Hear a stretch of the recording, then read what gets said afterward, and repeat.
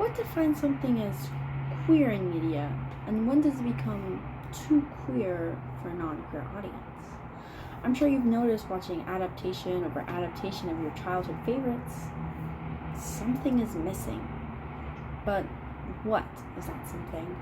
Tove Jansson, 1914 to 2001, was a successful and well-renowned Finnish-Swedish artist.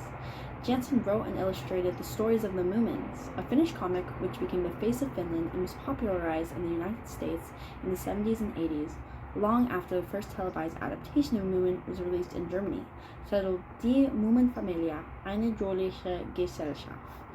Fun fact about Jansson and the Moomins, Walt Disney actually wanted to purchase the rights to the franchise from Jansson, but she refused as she wanted to have control over her own stories and portrayal of her own characters. Despite this, various other adaptations have been released in Japan, Finland, US, and other countries, but all lack one specific detail: the queer background surrounding Moomins and its writer.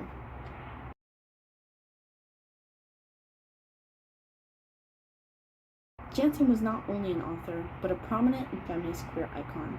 A lot of her stories held prominent queer coding, and even queer characters. Note Thingumi and Bob from Moomin.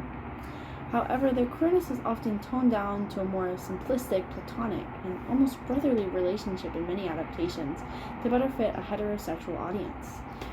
As a viewer of the new adaptations, I had actually assumed that they were brothers, and not a queer couple. There are many issues with this approach to adaptation. For one, it disrespects the source material. It doesn't add to the source with new approaches or ideas, but takes away to become more commercialized. It disregards the original intentions of a piece of media and waters down what could be a rich and well-developed story. One of Jansson's most prominent characteristics was her belief towards freedom and liberation for both characters and audience. Jansson emphasized that her work holds many queer undertones, but is not considered exclusively queer media. This is very important. It's not media that is catered specifically for a queer audience. It's meant to be enjoyed by all individuals, although she was a queer creator.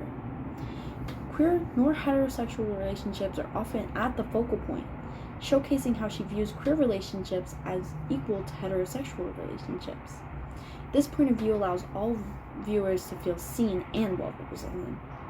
A clear example of this is the relationship between Moomin Mama and Moomin Papa, the parents of the main character, Moomin. They represent a very clear heterosexual relationship with a nuclear family dynamic, them being the parents and Moon being their son. These characters are well-rounded and showcase heterosexuality in a positive light, all while allowing both characters to have their own dynamics with other characters and being well-rounded characters apart from their marriage. However, in many new adaptations, characters are forced into new heterosexual relationships to mask old, more queer interpretations of the characters. An example being Moomin and Stork Maiden, two characters that in newer interpretations are together in an idealistic, almost childlike relationship. However, in the original stories illustrated and written by Jansson, they are often mentioned as friends. Although this does vary from comic to comic, often they are viewed as friends, and sometimes they're even viewed as a couple, but often it's meant to be interpreted by the reader. It's not explicitly stated.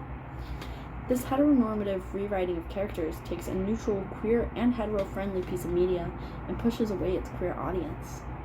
Now you may wonder, well, even if Snork Maiden and Moomin are adapted into a heterosexual relationship, how do you know Moomin is queer in the originals anyways? Jansson is actually intentionally cryptic about many characters' relationships, which is simply her style of writing, as it's purposefully open-ended to cater to all audiences' interpretations and their own personal interpretations. This, however, does mean that she writes many queer-coded relationships. For example, Moomin and Snufkin. Moomin and Snufkin are a fan-favorite ship, meaning that many fans interpret their relationship to be romantic. This is supported by Jansson, as she implies that their relationship is one of the hidden queer themes in her stories. In all adaptations, Moomin and Snufkin have a very close understanding relationship with one another, which can be interpreted as queer, But with the rewriting of Moomin and Snorkbane being explicitly heterosexual, it pushes away all these other interpretations that allowed queer folks to see themselves in the story of Moomin. But what does any of this mean? Let's talk definitions for just a minute. Heteronormativity. Heteronormativity describes the idea that being heterosexual is the preferred, more normal sexual orientation, as opposed to other orientations like homosexual, bisexual, asexual, etc., etc. Heteronormativity, in this instance, is being used to defend the rewriting of characters to be heterosexual, fitting into the societal norms expected from children's media. Queer coding is another definition that we'll go over. Queer coding is the way a character is written to be queer without outwardly saying the character is queer to not defer a homophobic audience. It was more often used to avoid the Hays Codes in American media, but it is notable in other countries to avoid homophobic rhetoric about the work. However, queer coding is not just about the relationships between the love interests, but mannerisms, customs, speech patterns, and friendship dynamics to show queer audiences that they are seen, even if not explicitly stated.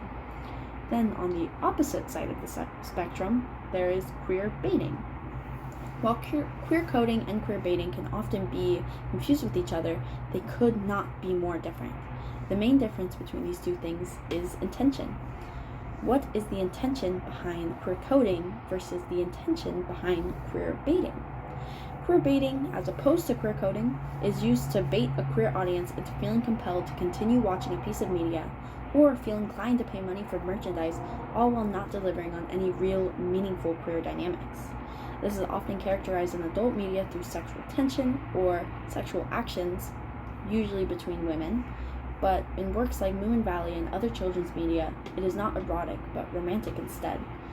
Works like Adventure Time and She-Ra can be seen using these kinds of queer coding, tantalizing its queer audience with the promise of a satisfying queer romance, but instead not ever delivering, or delivering when the media is no longer generating profit or being commercialized.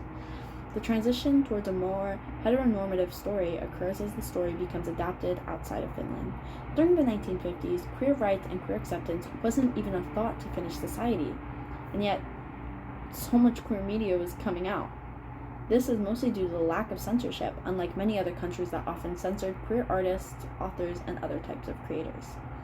The queerest of all forms of media in Finland is by far the comic book scene. Even in American Comic-Cons or media panels, queer Finnish artists came to their large American audiences, such as Tove Jansson and Tom of Finland.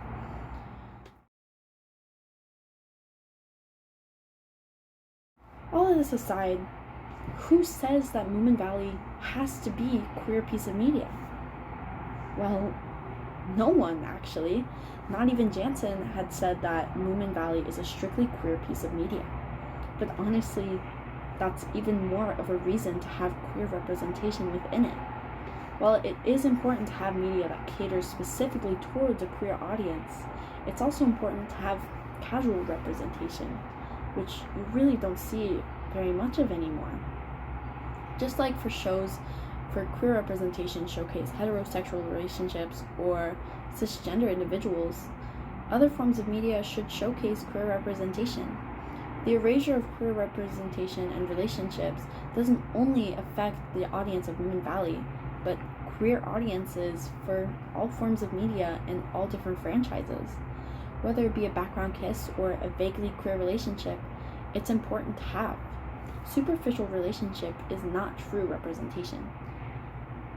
Queer youth deserve to feel equal to their heterosexual counterparts, not inferior or superior. On the other hand, can vague representation even be considered good representation? Obviously, this does depend on the audience and what the viewer considers good representation, as it is a very subjective idea. But what should really be taken into consideration is how vague is it, and what is the intention of being vague in the first place. Intentions in media do matter, and an audience can identify what is considered good or bad representation. They can identify when it is being superficial or artificially created to cater to a queer audience while also defending homophobic and heteronormative ideas. Obviously, if the intentions of being obscure is to hold on to a homophobic audience while still attempting to profit off of queer fans, it's obviously not going to be good representation. This kind of representation is often superficial with no bones to back it up. This is most obvious in adult media where queer representation is seen as toxic, sexually motivated actions that don't add to the characters or overall story. This kind of representation often ridicules queer relationships rather than actually representing a queer individual. In contrast, obscurity that is intended to allow for a variety of interpretations from the audience can lead to good representation, allowing the audience to pick which they are more interested in. Sometimes this can lead to bad representation, but often it leads to many well-rounded characters with interesting and meaningful dynamics, even without the implication of romance. All this to say, good representation is subjective.